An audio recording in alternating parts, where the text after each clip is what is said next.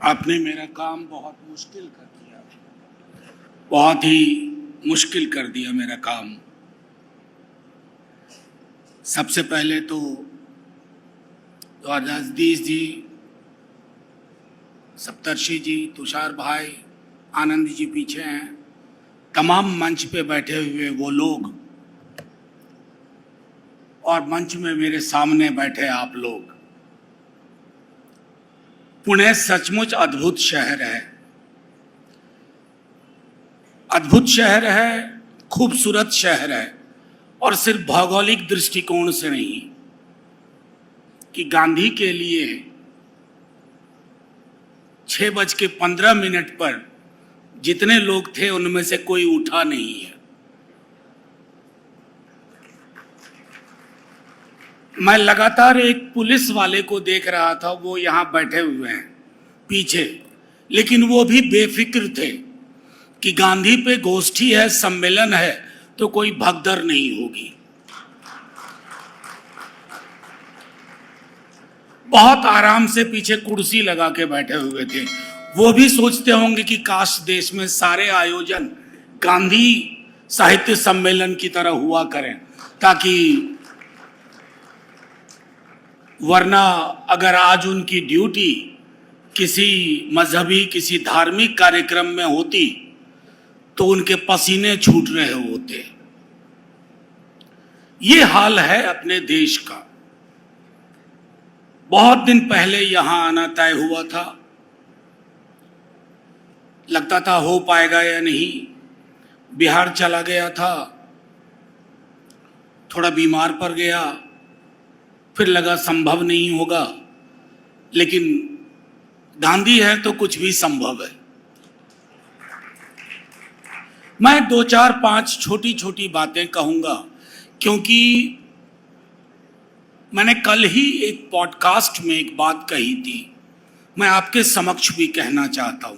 अच्छा, मुझे बेहद अफसोस है कि अगर मैं मराठी बोल पाता तो शायद आप तक बेहतर पहुंचता, लेकिन मेरी हिंदुस्तानी में, मेरी हिंदी में सब कुछ मिला हुआ है।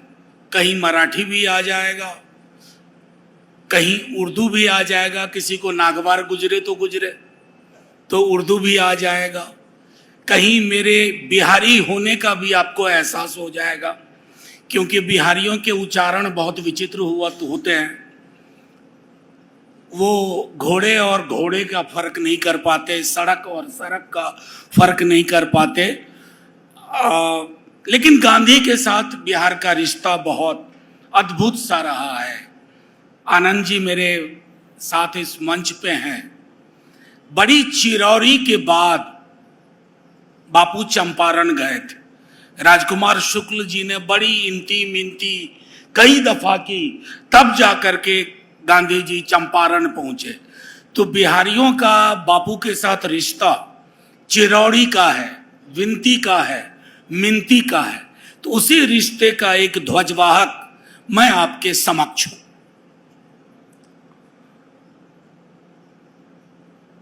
बापू की जिंदगी का जो फेज, जो चरण मुझे सबसे ज्यादा अपील करता है, वह है उनकी जिंदगी के आखिरी वर्ष। मैं 5-1 साल लूंगा, उसी के बीच की कुछ बातें कहूंगा। बातें क्या कहूंगा, आप जो जानते हैं वही बोलूंगा, लेकिन वो बोलने सुनने वाले लोग भी अब इस देश में कम होते जा रहे हैं। कम क्या कहूं, परिस्थितियां अगर नहीं बदली तो आप और हम जैसे लोग और इस मंच के जैसे लोग आने वाले दिनों में किसी संग्रहालय में पाए जाएंगे। इस देश में ऐसे जंतु भी हुआ करते थे जो गांधी के लिए चुपचाप बैठ करके सुनते थे, सर्वधर्म प्रेयर प्रार्थना सुना करते थे। हुआ क्यों कि नोआखली बापू गए। जब नोआखली से वापस आए, कई बातें जो मैं करूंगा उसमें कभी फ्लैशबैक में जाऊंगा, कभी अभी आऊंगा। तो हुआ यूं कि बापू जब आए तो उन्होंने अपनी प्रार्थना में थोड़ी तब्दीली की, और प्रार्थना सभा में जो भजन बजता था वो था पहले भजमन प्यारे सीताराम। उन्होंने कहा कि नहीं, अब उसके साथ साथ भजमन प्यारे राम रहीम, भजमन प्यारे कृष्ण करीम। अच्छा हुआ बापू चले गए, आज के दौर में होते तो यूएपीए भी लग सकता था। क्यों मैं कह रहा हूं ये बात?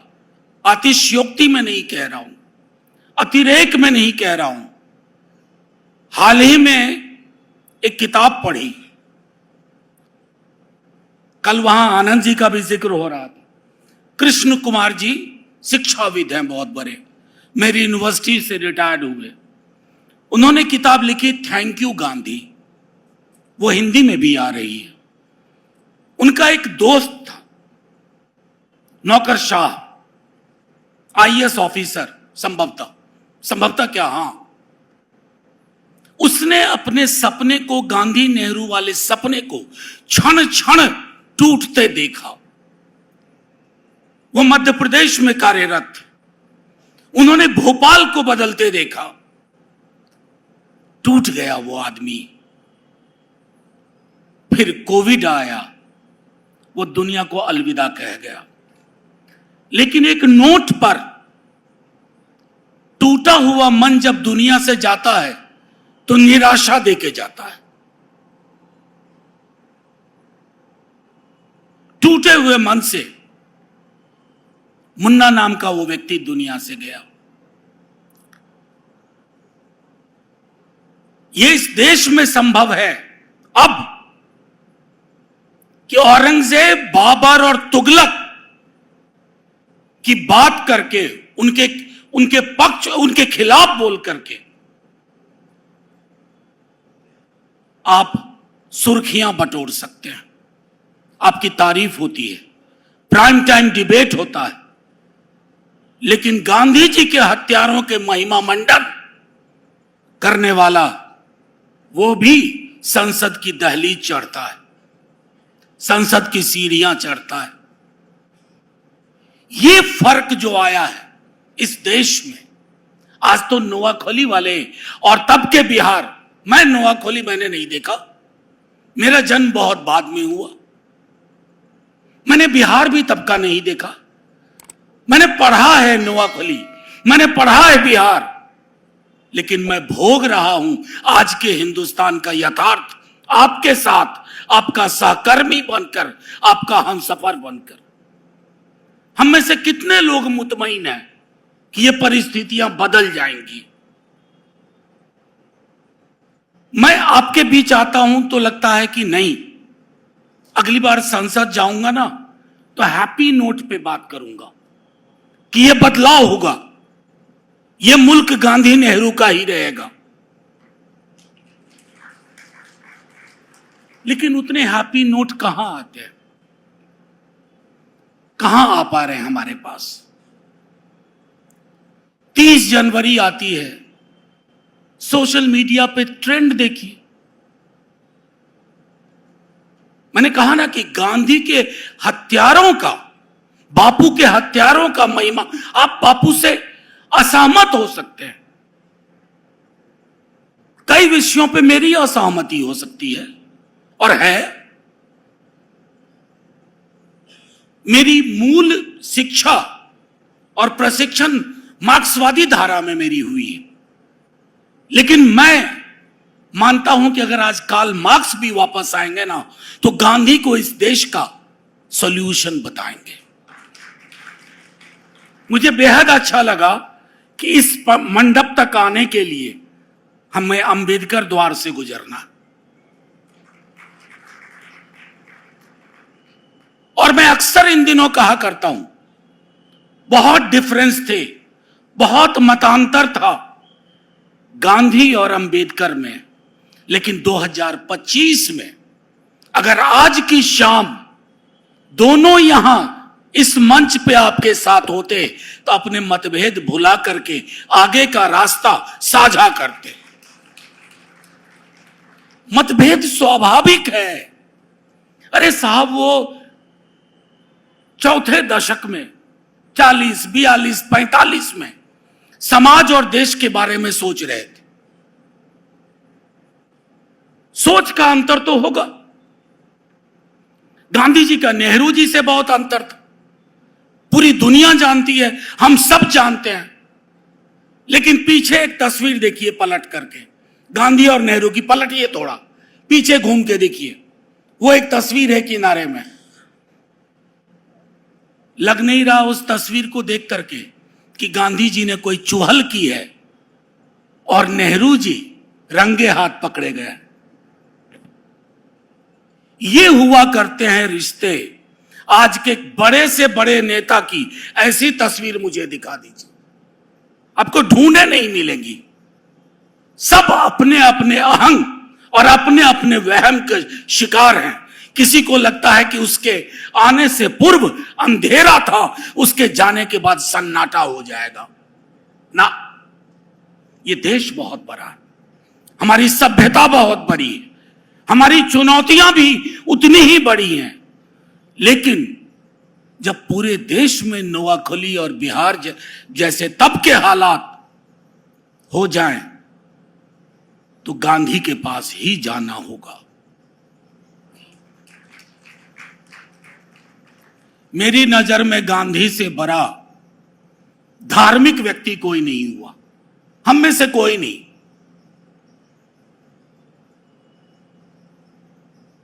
इससे पहले कि हमारे कुछ मित्रों ने ऐसा प्रस्तुत किया है दुनिया और देश में कि राम की खोज भी उन्होंने ही की है।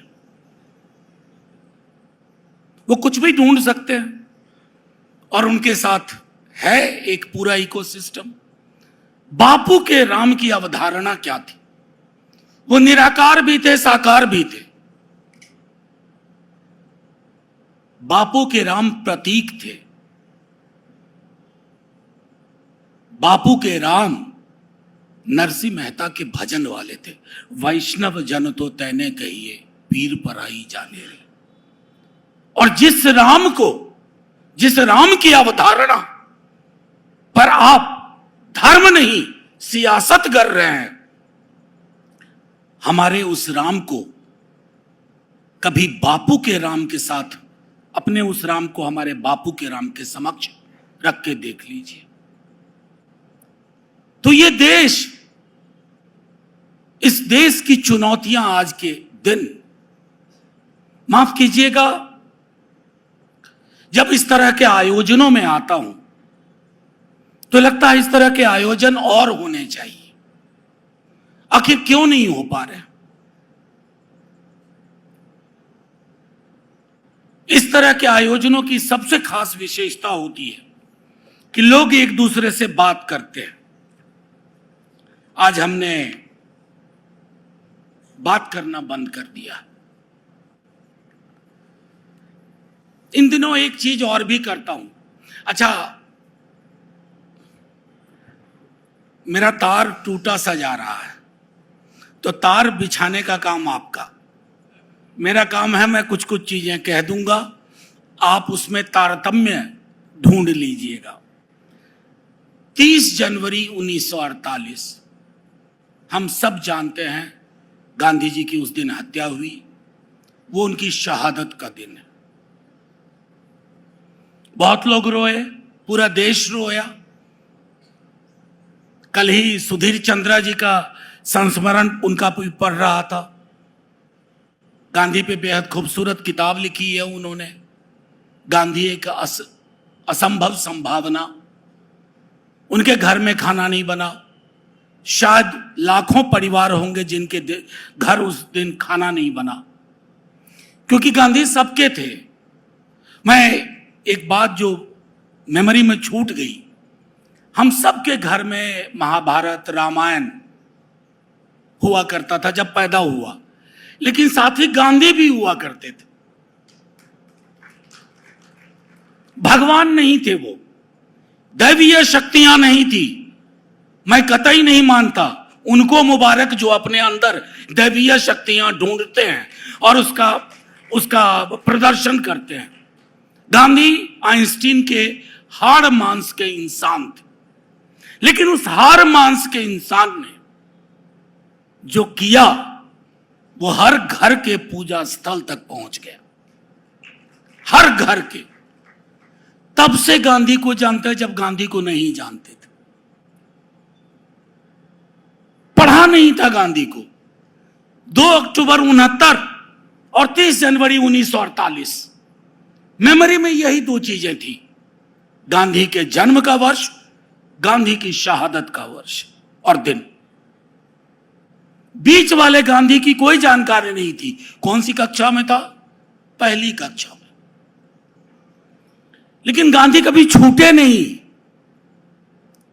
उनको समझा, उनको पढ़ा और खास करके देश के बहुत चुनौतीपूर्ण दौर में मैंने गांधी की अपनी रचनाएं और गांधी पे लिखी रचनाएं पढ़नी शुरू की। मैंने आलोचना भी पढ़ी। मैं चाहता था कि गांधी को मैं एक भक्त की नजर से सिर्फ ना देखूं, एक आलोचक की दृष्टि से देखूं। सब करने के बाद यही हासिल हुआ मुझे, सब पढ़ने के बाद यही हासिल हुआ कि अगर इस देश को जिंदा रहना है, सांस लेते रहना है, तो गांधी गांधी करना होगा। इसके अलावा कोई विकल्प नहीं है।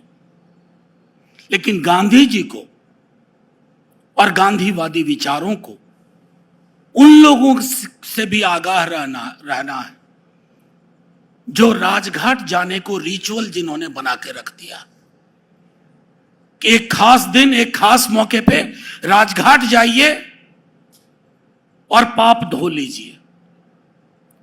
वो नहीं, राजघाट तो हमारे अंदर है, आपके अंदर है।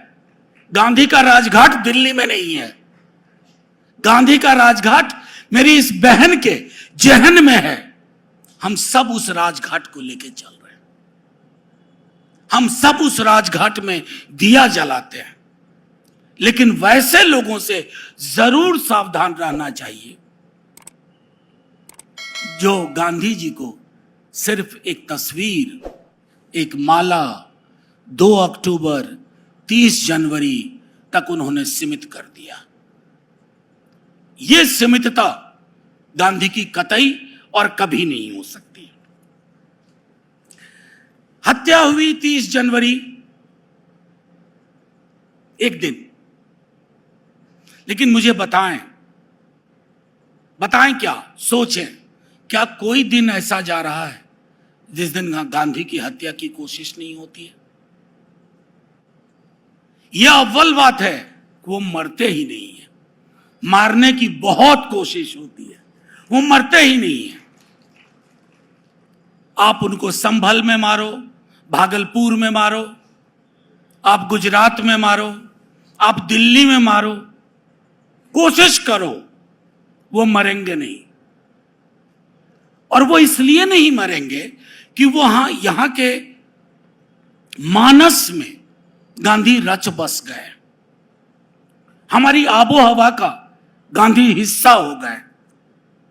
और आबो हवा पे नियंत्रण की कोई पद्धति अभी तक डोनाल्ड ट्रंप ने भी विकसित नहीं की है। तो हमारे वाले तो बहुत पीछे हैं अभी। मैं इसलिए इस बात को किया मैंने कि ये लगातार जारी है। और एक चीज जो बापू की मुझे याद आई, कभी कभी उनको नोआखली, बिहार, पंजाब वाले उस दौर में उनको अपनी बेचारगी का भी एहसास होता था। बेचारगी कई स्तरों पर थी। एक तो जिस पार्टी में उनकी बहुत भूमिका थी, लेकिन वो पार्टी के ऊपर के थे, सिर्फ कांग्रेस पार्टी नहीं, तो उनको वो बेचारगी भी होती थी कि चीजें उस रूप में क्यों नहीं हो रही हैं। हर कत्ल, हर दंगा गांधी जी को अपनी बेचारगी का एहसास कराता था। लोगों से हाथ जोड़ करके कहीं टेलीफोन करके, कहीं तार करके, कहीं राजकुमारी अमृत कौर को भेज के, कहीं सुशीला जी को भेज के, कभी जवाहर को उपवास ना करने के लिए कह करके हर तरह की कोशिश उन्होंने की। अपने लोगों से भी कष्ट होता था। तो उन्होंने एक बात कही थी 16 अक्टूबर 47 को, और मैंने ये नोट किया था कि मैं आपके समक्ष इसे गांधी जी के ही शब्दों में कहूंगा।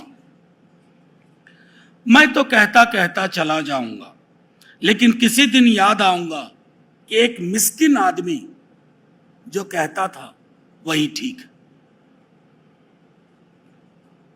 आप बिल्कुल ठीक कहते थे बापू, तभी नहीं समझे लोग, और आज तभी तो नोआखली एक जगह पे थी। आज आपने हर मोहल्ले में नोआखली बना दिया, हर जगह दीवारें खड़ी हो गई हैं। और माफ कीजिएगा, बापू से इस बात को बेहतर नहीं समझ सकता था कोई कि हमारा अस्तित्व, हमारा वजूद सह अस्तित्व में ही है। सह अस्तित्व के बगैर कोई चारा नहीं है, किसी को कहीं नहीं भेज पाओगे। शांति चाहिए, वो भी चुहल वाली, चिड़ियों की कलरव वाली, बच्चों के खेल वाली, बुजुर्गों के साथ बैठ के बरगद के नीचे गप वाली। शमशान और कब्रिस्तान की शांति नहीं चाहिए। हम पूरे देश में शमशान और कब्रिस्तान की शांति वाले माहौल को देख पा रहे हैं। फिर 27 नवंबर 47 को कहते हैं, और वो भी बात अक्षरशः सही है आज के लिए, जो इंसान हैं और समझदार हैं वह इस तरह के वातावरण में साबुत नहीं रह सकते। यह मेरे दुख की कथा है, या यूं कहो कि सारे हिंदुस्तान के दुख की कथा है। हम में से कितने लोग साबुत हैं यहां बैठे हुए? हैं साबुत? यकीन मानिए, मैं पूछ रहा हूं, ये मैं साबुत नहीं हूं, मैं साबुत नहीं हो सकता। इस देश के जो हालात हैं, और ये मैं नहीं कहूंगा कि 10-11 वर्ष में सिर्फ खराब हो गए, हमने इसका खराब होना स्वीकार हम करते रहे बीते वर्षों में, और आज हालात इतने खराब हो गए कि हम ढंग से मरसिया पढ़ने लायक भी नहीं, हम ढंग से मातम पुरसी भी नहीं कर सकते। ये परिस्थितियां हैं। एक और चीज जो उन्होंने अक्सर वो कहा करते थे, प्रोफेसर निर्मल बोस को उन्होंने कहा था, मैंने कहा ना कि गांधी आशावादी बहुत थे। जो व्यक्ति 125 वर्ष जीने की तमन्ना रखता हो उस, और वो जीना हमारी आपकी तरह नहीं, हम आप अच्छा जीवन, लंबा जीवन सुख के लिए चाहते हैं। गांधी सिर्फ सुख के लिए नहीं, बल्कि सुख के लिए कतई नहीं, लंबा जीवन अपनी अवधारणाओं को सच होते देखने के लिए चाहते थे। तो गांधी जी कहते हैं, मैं सफल होकर मरना चाहता हूं, विफल होकर के नहीं। पर हो सकता है कि मैं विफल होकर के ही मरूं, और मेरा मानना है ऐसा ही हुआ। शरीर का अवसान जो हुआ, देहावसान, वो विफलता में हुआ। लेकिन हमारे पास आज भी मौका है। मैंने कहा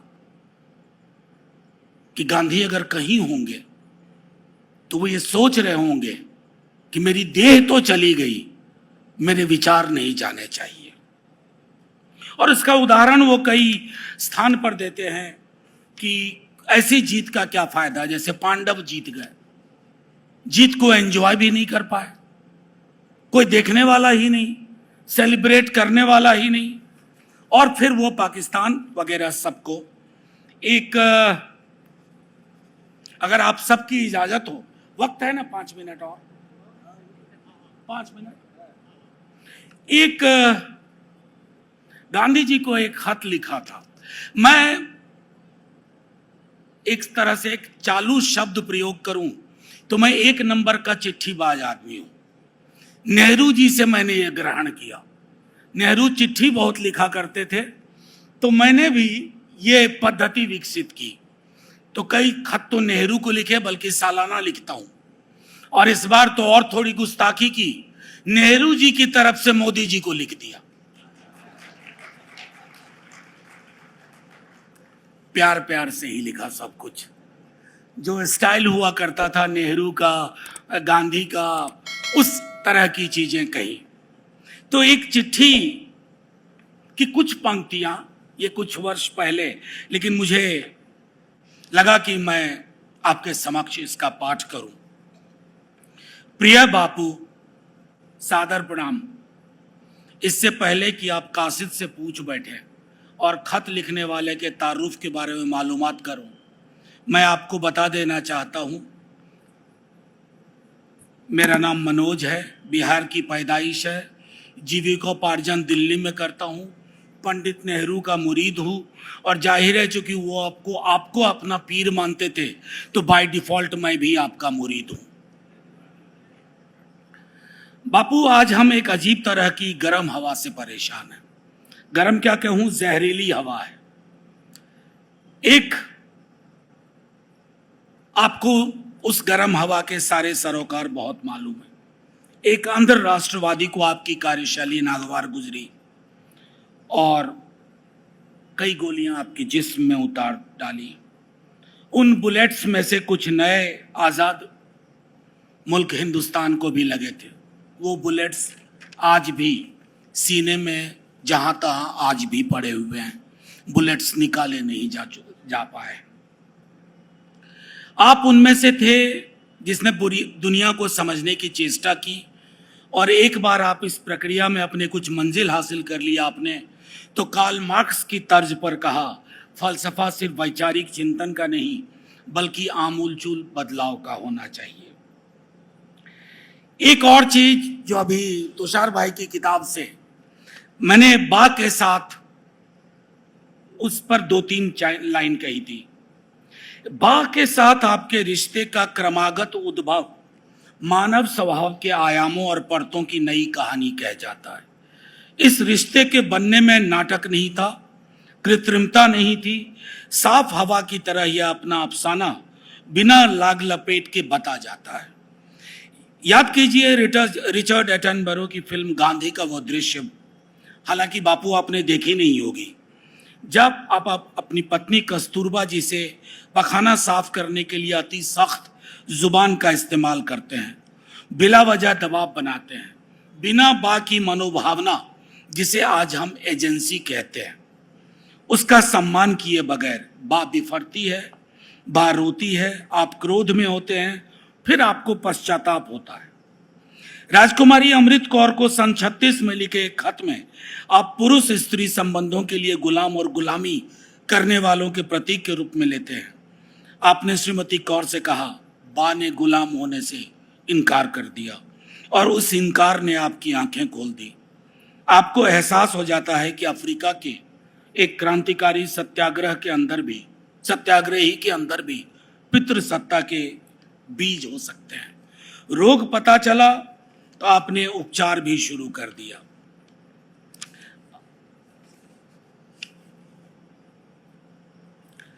बापू, इन दिनों हर दिन 30 जनवरी सा होता जा रहा है, इसलिए आप बहुत याद आते हैं।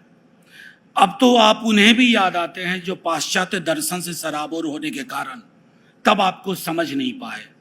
आप जवाब दें ना दें, लेकिन आपको खत लिखने के क्रम में आपके ख्यालों का कुछ ही मिनटों के लिए सही सहयात्री हो पाया। आपका मनोज। ये चिट्ठी बड़ी लंबी थी, मैंने पूरी चिट्ठी पढ़ी नहीं, लेकिन एक बात और कहूँगा कि जब कभी कोई आपसे कहे, आजकल ना सिर्फ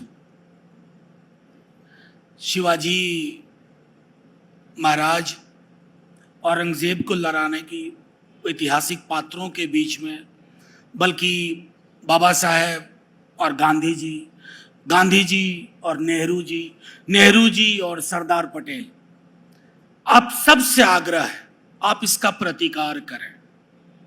ये झूठ का समाजशास्त्र और इतिहास गढ़ रहे हैं। भिन्नता मुझ में और तुषार भाई में नहीं है क्या? गला काट दें एक दूसरे का।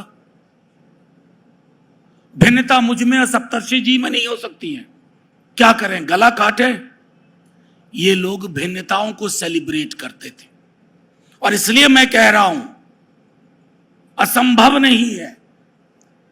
अगर ऐसी कोई संकल्पना सच होने का वक्त होता कि ये सारे लोग गांधी, नेहरू, अंबेडकर, आजाद, पटेल वापस आते ना, तो एक प्रगतिशील मोर्चा बना लेते यहीं पुणे में। ये होती है जिंदा सोच, ये होती है जिंदा सोच, ना कि उस तरह की सोच कि आपको अवाम सोचती हुई नहीं चाहिए, भेड़ बकरी के रूप में चाहिए। मैंने शायद ज्यादा वक्त लिया, लेकिन मैं आप सबों का बेहद शुक्रिया अदा करता हूं, सिर्फ एक कारण से, बाकी 100 कारण हो सकते हैं। आज के दौर में पूरे देश में जाता हूं, इतने मनोयोग से एक ऐसे व्यक्ति को सुनना जिसकी जानकारी आपसे विलग नहीं है, गांधी के लिए, गांधीवाद पे साहित्य सम्मेलन में, यकीन मानिए लोग लाख कोशिश कर लें, हम कटेंगे नहीं, हम बटेंगे नहीं। थैंक यू सो मच, शुक्रिया, जय हिंद।